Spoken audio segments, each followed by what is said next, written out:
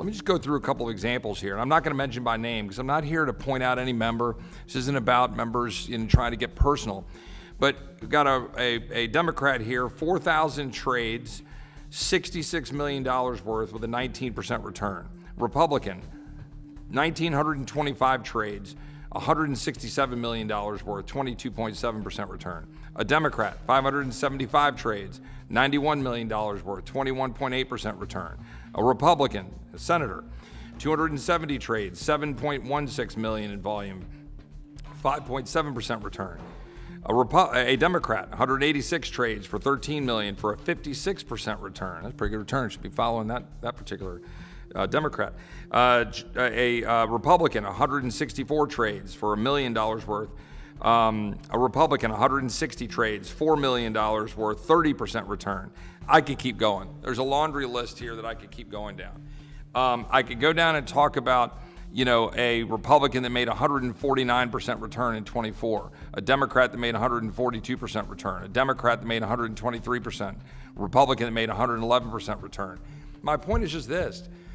The American people, the reason it's called the Trust Act is how can the American people trust that we're actually doing this with the blindfolds we're supposed to have on?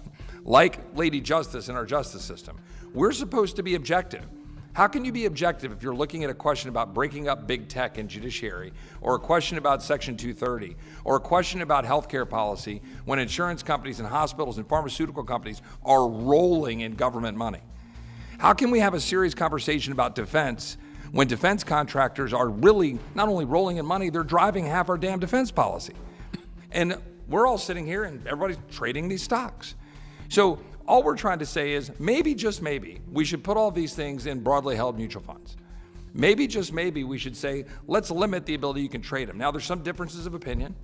We have some colleagues, another bill that's Republican and Democrat supported that has penalties in it.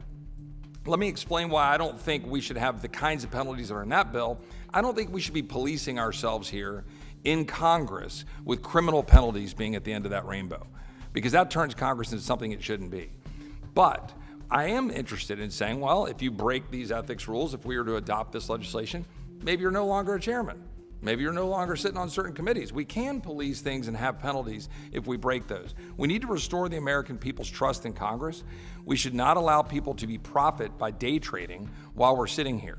We can do that. And the last point I'll make is it's not in our bill. We could also adopt, what is it called? The 1031 exchanges. What is that? What a policy where you can convert all your stuff when you get here from equities, go put them in a mutual fund, but not hit the tax implications of that. So a lot of things we can do. Very open. I think I speak for Seth too here. That we're open to whatever, but the time's now to do it.